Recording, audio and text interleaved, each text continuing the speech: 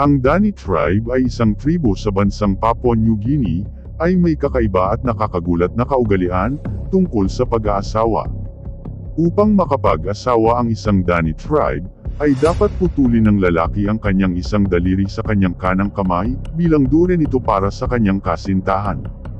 Sa kaso naman ng diborsyo, kailangan din niyang putulin ang dalawang daliri sa kanyang kaliwang kamay. Kung namatay naman ang asawang lalaki, kailangang putulin naman ng asawang babae ang lahat ng kanyang mga daliri, bilang tanda ng kanyang katapatan, at upang ipahiwatig na hindi na siya muling mag-aasawa pa.